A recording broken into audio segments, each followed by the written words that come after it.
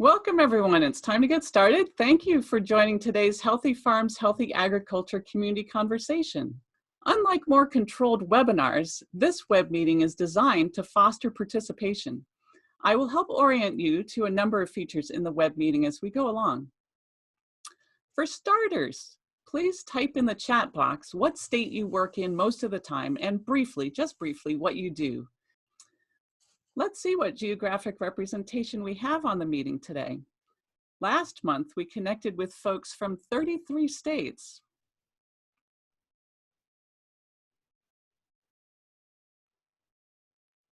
Great, looks like we're getting a great geographic representation today as well.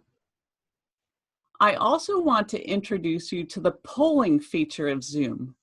One of the questions you were asked when you registered for the web meeting is what you do. That information comes to me, but I'd really like everyone participating to have a sense of the type of work represented by the participants in today's meeting.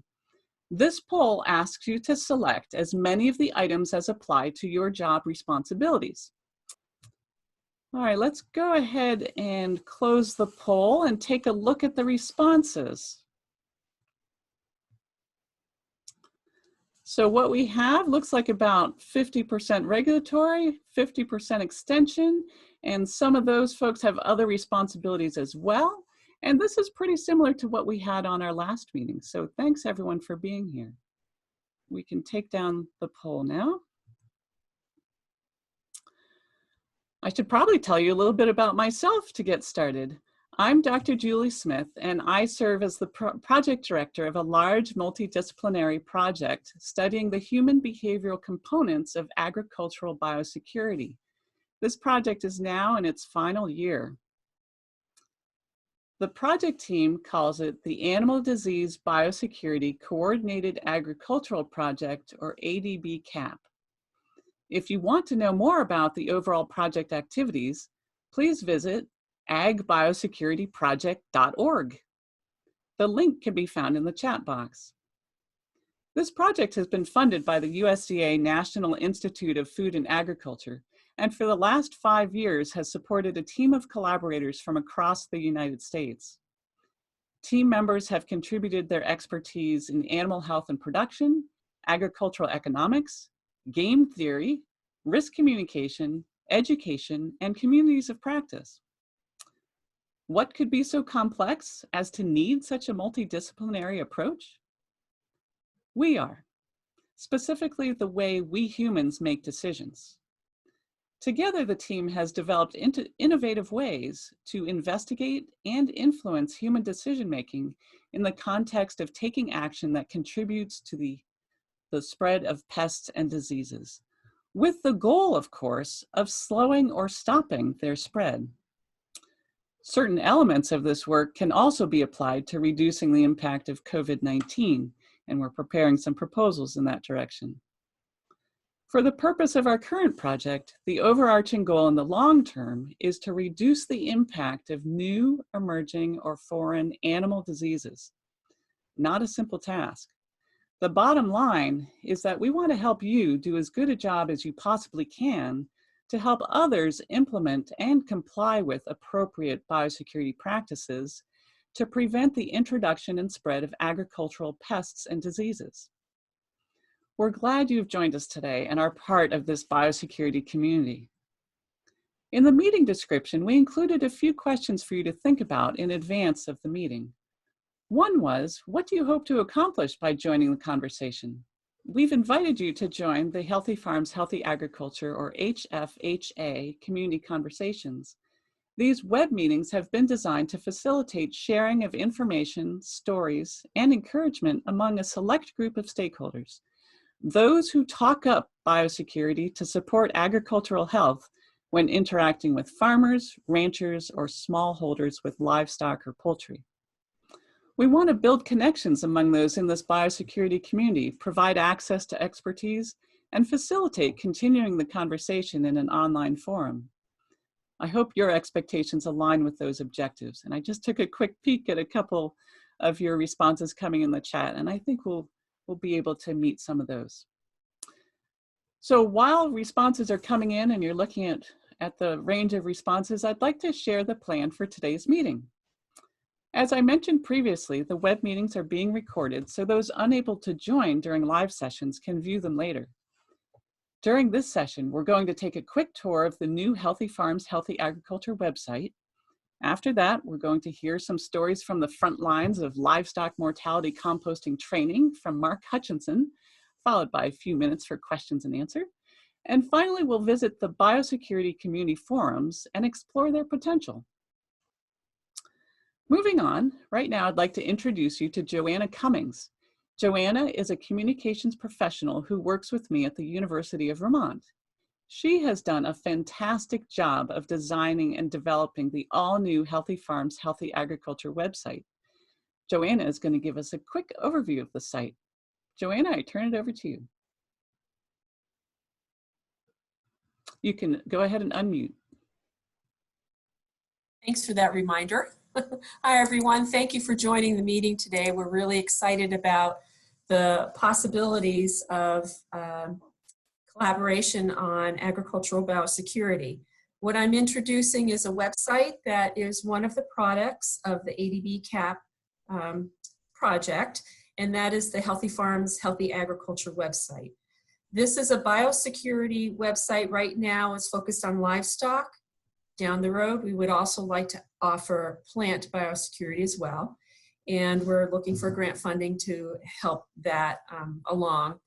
Right now, we're looking at the website, and this is the home page.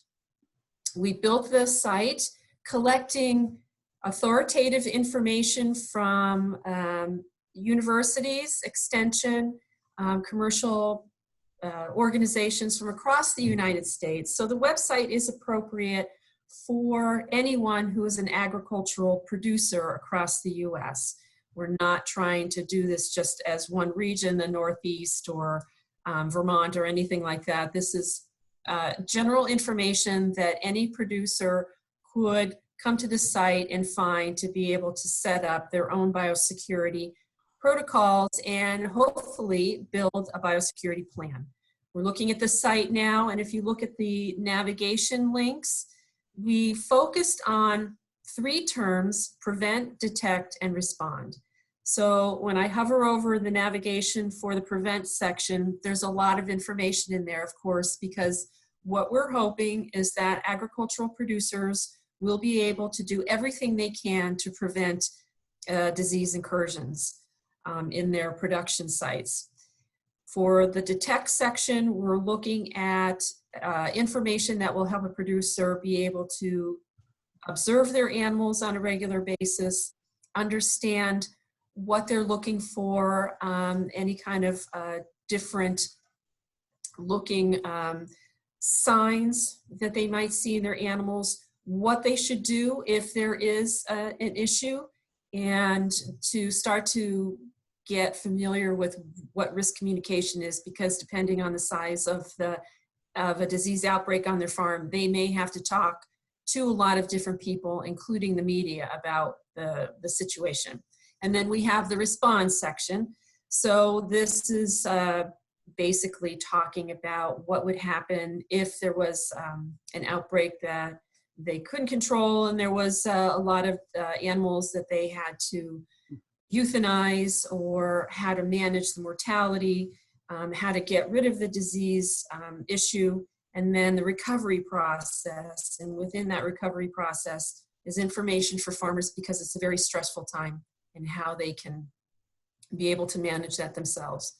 And then we get into crisis communication, and how you would talk to your employees, other people that are service providers, the public, and anyone if you're involved in an incident command situation.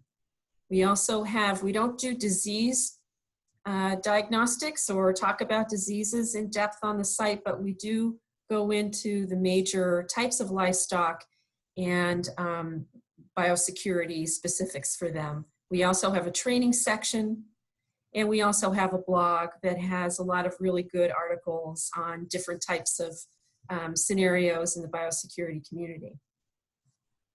So hopefully you'll have a chance to take a look around at our site yourself. Thanks for that overview, Joanna. Julie, can I add something as well? So we are talking today about mortality composting, and there is information on the Healthy Farms website in the response section that's directly related to the conversation today. Perfect. And that is a great segue, because now it is time to get to our featured speaker. So our speaker today has 15 minutes to present, and then we're going to check into the chat and see if questions or comments have come in. Without further ado, I would like to introduce our speaker. It is my pleasure to have joining us Mark Hutchinson, who is with Maine Extension and the Maine Compost School. Mark has been providing education and troubleshooting advice on all types of on-farm composting for the last 18 years. Mark is a University of Maine Extension professor located in Knox and Lincoln counties, and a whole lot more. He's involved with the UMaine Compost Education and Research Center located at Highmore Farm, the Maine Compost School, Carcass Management Training, and the Master Gardener Program. Everywhere Mark goes, he is known as an expert in composting.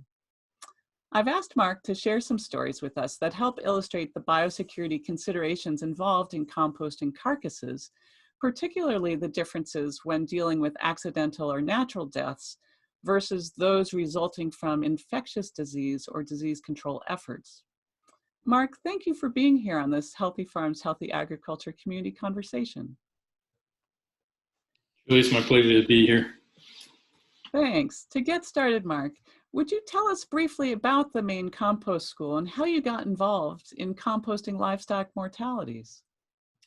So the Maine Compost School started in 1997 as a collaboration between 3 state agencies and the University of Maine, State Planning, Department of Environmental Protection, and Department of Agriculture, as a result of continual requests for information about commercial composting. And I didn't join until 2002, after it was pretty well established. And it's been a continuing running program since 1997, actually. And it's the longest running and only continuous running school in the United States that we're aware of. The idea behind the school was to gather people that have common interest in managing residuals, organic residuals, through composting, and that on a large or medium scale compost operation, usually a commercial scale. We don't normally deal with backyard composting or small scale composting. So that's why it started. And then in 2002, of course, or 2001, foot and mouth disease actually hit England. And at about the same time, New England started to lose their rendering industry. And as a result of that, we were trying to figure out how to dispose of routine mortalities, on-farm mortalities. And Dr. Seekins and myself and Mark Ting joined together to start looking at and doing some research on what it would take to actually compost on farms, large mammals or large livestock. And that's really where it started. Right around 2002, in 2005, we had our first international symposium where we gathered people from around the country in Portland, Maine, and it's really taken off since then. One of the interesting things about carcass mortality management and composting is 2005, we tried to get USDA to participate in the conference in Portland, and it was a constant struggle. Finally, a gentleman by the name of Dr. Mark Teachman was basically appointed to attend and to talk about USDA's interest or stance on composting. And as he showed his list of preferred methods for carcass disposal, composting was number 10. And this was on day 3, after he had sat through and listened to all these different talks. And at the end of the list, describing the list, he says, I think we're going to have to move composting higher up the list. And so since 2005, composting has now become really the preferred method by USDA to handle large animal mortality composting. And we've seen that in large outbreaks in 2007 or 2015 with the avian influenza outbreak in the Midwest, the 2016 outbreak in Indiana, the recent floods in North Carolina in 2016 and 18, and the most recent occurrence of the low path and high path outbreak just happening currently in North Carolina with the turkey industry. So it's been a progress, and it's gradually increased, and it's become an accepted method over a large area. That's a great introduction to why this is so important to talk about. And germane to our site and our interest in biosecurity, I'm curious if you can talk a bit more about the biosecurity aspects of composting and how you describe that from farmer to farm. So we often talk about farm to farmer biosecurity and when we're doing our training, and we run trainings for not only large scale commercial operations, but we also do carcass mortality management trainings that basically focused on using composting as the method. And what it means for farm to farmer biosecurity is the pathogen that you're dealing with is going to find the weakest link in your biosecurity to enter into the farm. And that can be anything from the farm or the farmer himself and the transmission. So how do you prevent that transmission of the virus or of the disease pathogen within your farm from barn to barn, if you're dealing with a number of poultry operations on the same footprint, or swine operations, that have multiple barns on the same footprint. So you've got to think about how the farmer is actually interacting. Are they going from basically a clean house to a dirty house, or a dirty house to a clean house? Are they crossing paths where manure has been spread? And talk about the way in which the farmer himself or herself is actually handling or being likely to transmit that disease. And that also includes, what are they wearing? What's their footwear? What do they need? Respirators? Do they need to change their clothes in and out? A lot of the larger poultry facilities and also swine facilities now require employees to shower in, shower out. All vehicles are disinfected going in and out. So that would be more along the lines of a large farm scale biosecurity, but it's important to start with the individual person and then look at the overall picture of the farm and how biosecurity plays the role in keeping those animals safe and not transmitting it to your neighbor. Do you have recommendations for what PPE, personal protective equipment, livestock owners should have on hand to deal with different types of situations? So a lot of it depends on the situation that you're in. If you're in a natural disaster like floods, or we're currently in a situation where, unfortunately, we're looking at euthanizing large animals or large amounts of excess carcasses in the swine and poultry industry. So the PPE really varies on what the disease and what the situation is. But if it's a disease outbreak, you want to make sure that you're wearing protective clothing, things like Chemex or Tyvek suits and booties. There's appropriate protocols for donning and doffing that material, making sure that you know how to properly go in and out of that, and teaching farmers how to do that properly. Things like properly fit respirators. I see a lot of people on farms wearing respirators, but they might as well not be wearing respirators because either they're not properly fit, or they're not properly wearing them correctly, or they can't talk, so they pull it down over their chin to talk to you, and that does absolutely no good. So properly fit and properly used respirators become really important during disease outbreaks. Face shields. You've got, even on these potential outbreaks or potential compost piles management that we're going to do on swine, you've got diseases that may not be zoonotic, but things like Campylobacter that are still a human pathogen, where a splash from hog tissue or hog manure can actually pass that along. And so you want to make sure that you protect yourself with some type of face shield and eye protection. And of course, being able to sanitize going in and out, having a clean, dirty line on disease outbreaks is really important, making sure you know where that line is. And if there's a clean line, dirty line, and kind of that middle line where you can actually transition, those are all important things to understand as an SME, as a subject matter expert, how to move through that scenario, as well as the farmers need to understand that, because it's their farm and they are restricted from that area unless they are in that proper PPE during a disease outbreak. In your experience, when you're responding to a situation, you've responded to a lot of different types of situations, and I imagine there's a lot going on, and I'm curious what you recommend for who livestock owners should listen to for guidance during an emergency situation. When you respond to these, this is the livestock owner's livelihood, and it's their personalities, it's their way in which they are recognized in the community, that they're farmers, and they a lot of times still have this sense of failure, or why me, or they'll be angry.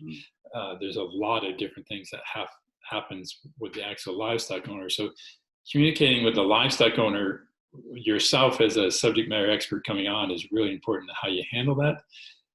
And the livestock owner needs to buy into the process. So they're going to get information from hopefully the veterinarians that they deal with on a daily basis, have been in contact with them and are providing good information about the disease, about the process, about the protocol that's going to take place. How are they going to mitigate this situation? How are they going to recover from this situation and reassure them that they're going to be back in business?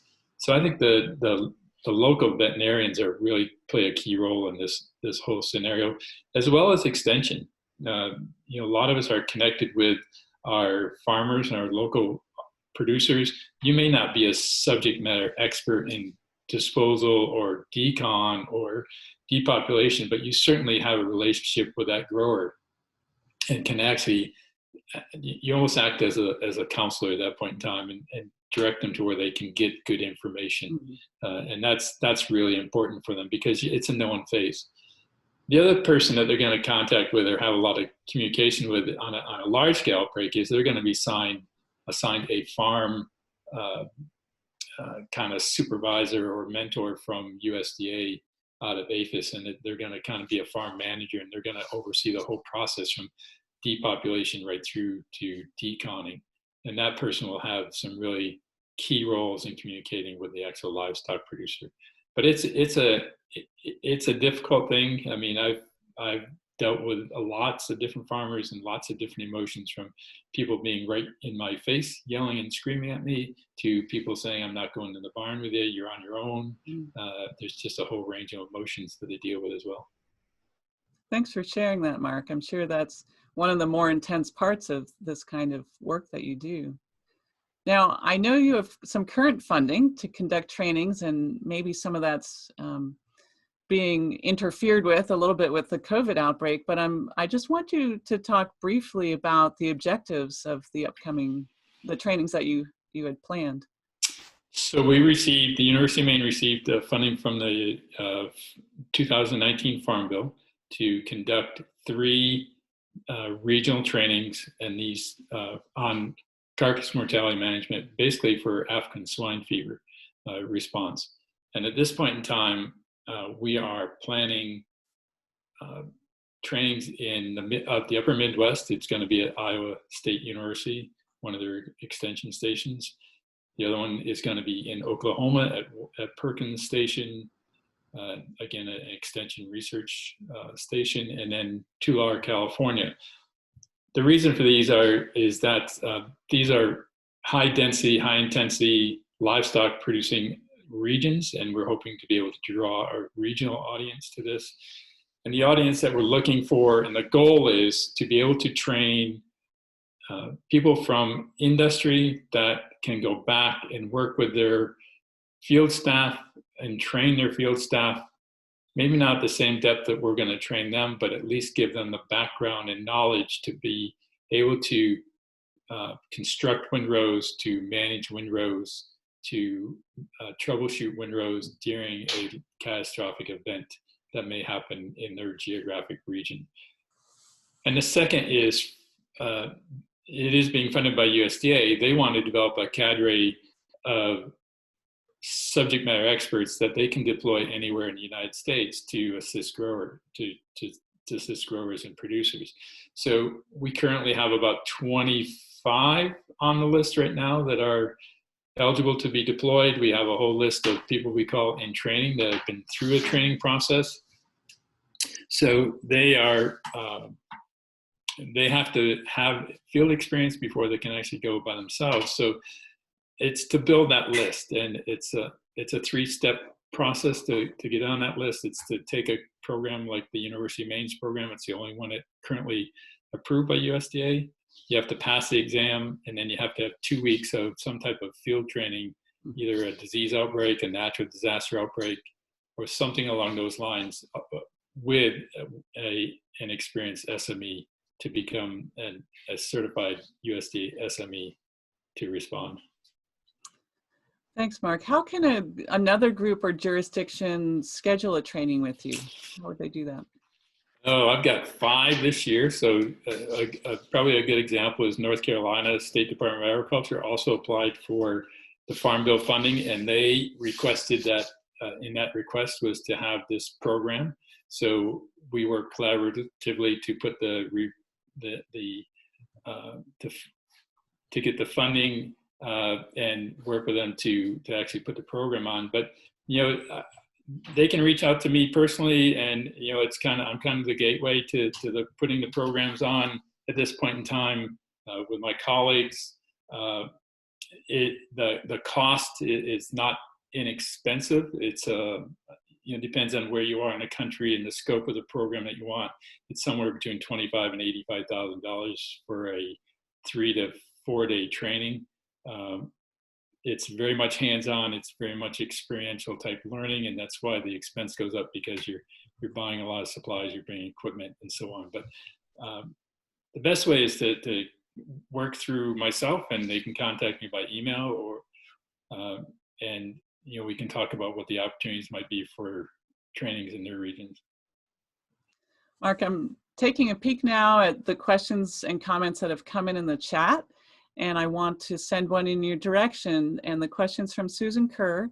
Does your team interact with the general public during a large composting event? If so, what have your experiences been? So interacting, we try not to, because we are not, I guess, permitted to speak directly to the public, because we are contractors through USDA. So that there is a public relations person that information goes through.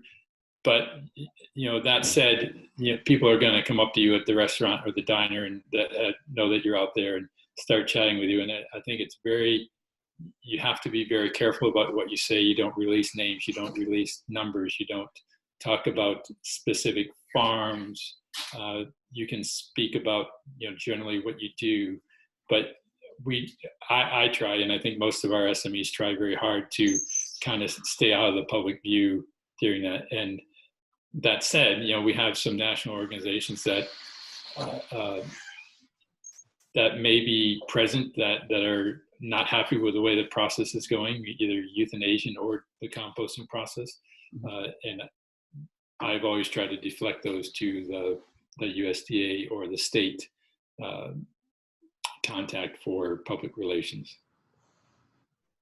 So one thing that I talked with Mark about earlier, and I'm going to throw this question out to all of you because I don't know how much experience you may have had with composting. So I want you to type in the chat box, if you've had experience with composting, what's the most unusual animal that you've ever been involved with composting?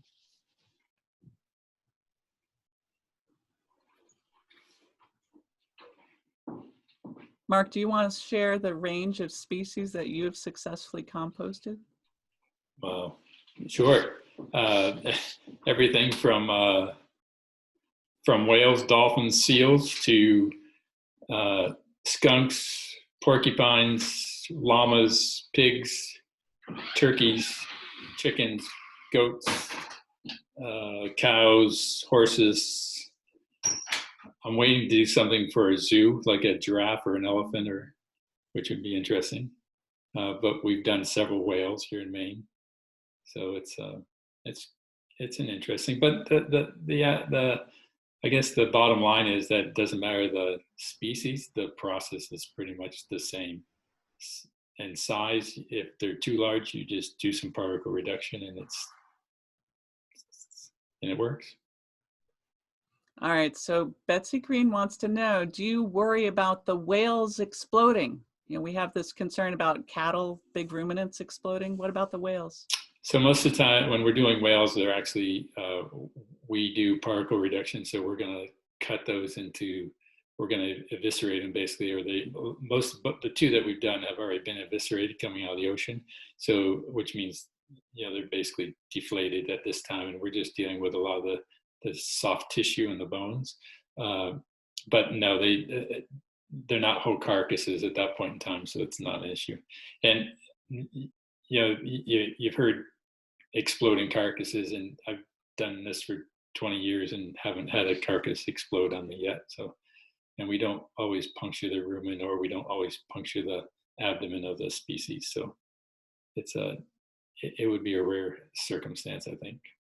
So Mark, I noted you're also involved in Master Gardeners. So a question came in that I think you're well equipped to respond to, and that's whether you can use the compost after composting a carcass. Can you use that on your garden? That's a great question, because I get that from the producers, livestock producers. You're ruining my manure. You're ruining my litter. It can't be used. Well, to me, you're actually value adding this material, because it becomes a really good soil amendment. So there is no issues around any of the end use for this material. It's great for adding to gardens or into agronomic crops. The biggest concern we get is around bones. The head bones and hip bones usually last longer than most other bones, and that's why we've started to look at using grinding in some of these large outbreaks to actually reduce the bones and particle size on those bones. But yeah, the end use it's great. It's a great product. It will grow vegetables in your garden for sure. I've got one more question for you. Being in Maine, you're in a colder climate, and some people have concerns about whether you can do this in the middle of winter. What are your thoughts on composting in cold climates? So it's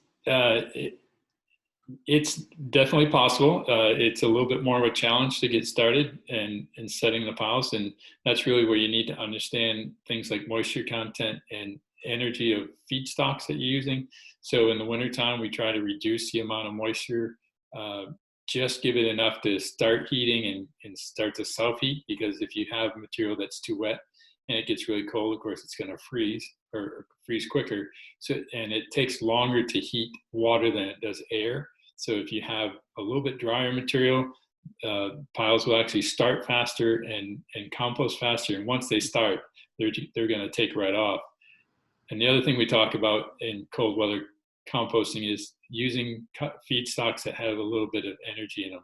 And that means, energy that they're going to basically self-compost. So things like horse bedding or waste feed coming off a bunker silo, or waste, whether it be grass or corn silage, those things are going to heat no matter what the temperature is, at least initially, and they really start these piles off well. The other thing that we do in cold weather is we go to large-scale municipal composting operations that are composting year-round. They may be coming out of a in-vessel system or whatever. So if we have a large-scale mortality outbreak, we would ask or requisition hot compost that's already 140, 150 degrees to kind of kickstart these piles. So there are some mechanisms. You just have to kind of think through the process in colder climates. Great, thanks so much, Mark. We've had some good back and forth here, and I've seen some good discussion going on in the chat, and there are some questions that came in that we're not going to be able to answer right now, but I will pull those out into the forums so we can address those there. So I think next we should go to the forums for a quick tour. Thanks so much, Mark. You're welcome. I know some of you have already registered to access the forums. I don't know if you've had a chance to be in there. The forums can be found at forums.healthyagriculture.org, and that link is being put in the chat box. If you've not registered, you will land on a page that looks like this, but in the upper right-hand corner, you'll find a button that says register. Once you submit your information, you will receive 2 emails. The first confirms your information was sent, and the second one includes a link that allows you to log into the site. So there's a little bit of a 2-step process that'll get you in. Before we talk more about the forums, I want you to know a little more about what we're doing in terms of research related to the forums. And we have a researcher affiliated with the Healthy Farms, Healthy Agriculture Project with us today, Danielle Farley, who is working on her master's degree with Joel Iverson at the University of Montana. And Danielle is going to unmute and briefly introduce herself and the goals of the research. Danielle? Hello, everybody. It's been really interesting seeing some of these questions and comments come in about mortality composting, and I look forward to hearing more about it. A quick overview of our research: it is all about communicating biosecurity. We are looking for ways to connect people to share and learn about biosecurity, kind of like what we're doing right now in this conversation, being able to ask questions and get responses and share stories. And our goal is to enhance how people understand and communicate biosecurity concerns that is inclusive to all stakeholders involved in agriculture production. So from the expert to the producer to the farm worker, we're interested in creating those communities of practice and really making biosecurity a priority for the future. We are looking to identify points where there is convergence about how people communicate, and in looking at how people communicate through these conversations and through the forum posts, we hope to develop more strategic messaging about risk of disease and how to respond in that way. And that's all I have. Thank you. Thanks. And when you're in the forums, you can find more information about the research and what information we'll be using, and how you can choose to participate or not. So why do we think you might want to participate in the forums? Well, we've set them up as a way to facilitate sharing among those with more experience and those with less. Because until we can mind meld, we have to use other means to ensure those coming after us can learn from our experience. These forums are designed to allow the exchange of stories and information on biosecurity related topics that we want to stay in our theme, and they're private. So if you've registered, you have access to the forums, and those who've not registered do not. We're expecting that those who participate will have interactions that allow you to provide that allow you to collaborate with others, that allow you easy access to expert resources, and encouragement. So as you're gaining in biosecurity expertise and gaining experience, you may want to share your experiences and learn that you're not the first one who's experienced something. So we've set these up. They're new. They're going to be driven by what you want, how you want to use them. We can adjust things, change things. So we're going to take you on a quick tour to show you how things are currently laid out. And so now we're showing you how it looks once you've signed in. So once you're signed in, the home page looks like this. And right now we've got one active forum, Mortality Composting, and we have a placeholder for the forum that goes with our fall community conversation series on youth education around biosecurity. And the forum space is actually organized into categories. So there's a level that you can't really see, which are categories. And within, oh, there you can see them. The blue bars are categories. And within each category are any number of forums. And within a forum are topics, and you can reply to topics and contribute to the conversation. The reason I mention that there's this organizational level of categories is because a group, if you're a member of a group or folks that you're working with on a project or an agency or through an extension project, your group can set up a category, and just the members of that group can access forums within its associated category. So if you think that you've got something related to biosecurity that would fit on these forums, be in touch with myself or Joanna. And I find the terminology of these forums can be a little confusing. So I think it might be helpful to share an analogy. So I think of the having access to forums in a category like having your own house in a neighborhood. So there's just a level of connection and organization that works like that. So you can see on the forums page that there's, when you're in a forum, you've got the list of topics, and on the right side, there's a list of the other forums. And where do we want to go? So we've got the forums. Within forums, we've got topics. By replying to topics, you're in the conversation.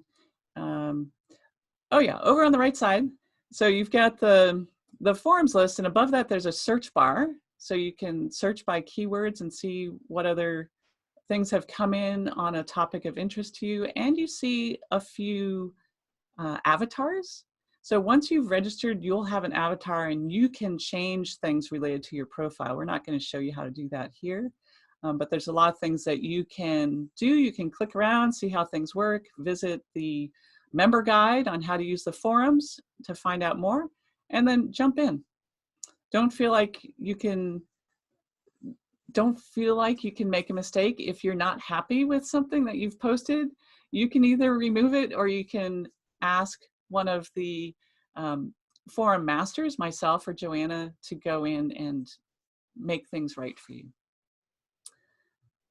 So let's take a deeper look at the Mortality Forum. This forum was originally populated with 5 questions at the level of topics, and now we've added a couple more.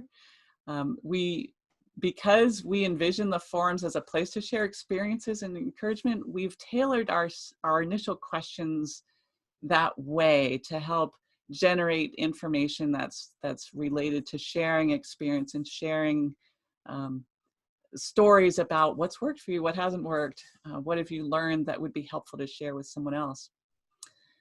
You can, why don't you click on one of those topics, Joanna?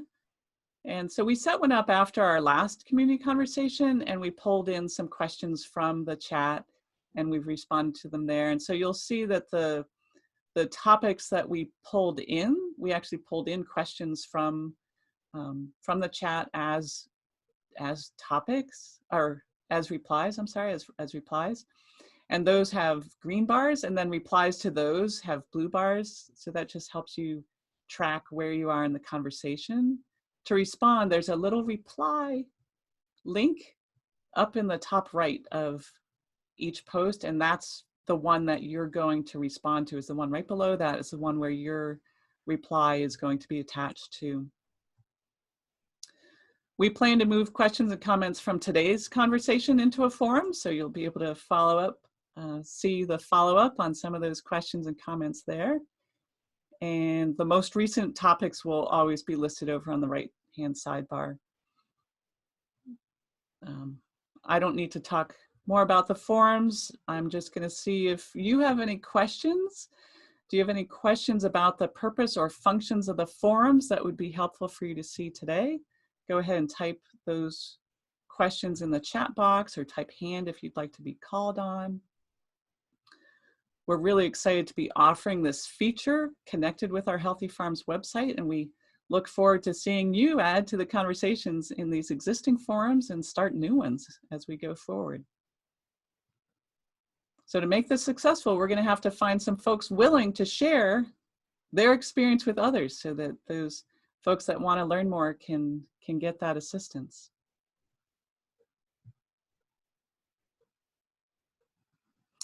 So we're almost at the end of our time today. We're going to close out that forum. Thanks again for joining us and helping to get the Healthy Farms, Healthy Agriculture Community Conversations and Biosecurity Forum started. I encourage you to continue being part of the conversation. Let's enhance the capacity of all involved in the biosecurity community to more effectively engage production level stakeholders in implementing appropriate biosecurity practices. Now you probably know what's coming next. If you have extension experience, you understand the value of getting feedback. If you are a member of the community, your feedback will help us provide as good an experience for you as we can. Please tell us what you think using the feedback Google form. The link to the form is shown on the slide and can also be found in the chat box. Our next Healthy Farms, Healthy Agriculture Community Conversation is scheduled for May 14th. Tommy Bass of Montana State University Extension will be joining as the featured speaker then. Tommy, if you want to give a wave, say hello. I hope that those on this meeting will register and join us then. Thank you again for joining this Healthy Farms, Healthy Agriculture Community Conversation. While the focus of our project is biosecurity and agriculture, I hope you are remaining committed to flattening the curve of COVID-19 in your part of the country. Until next time, live well and biosecurely.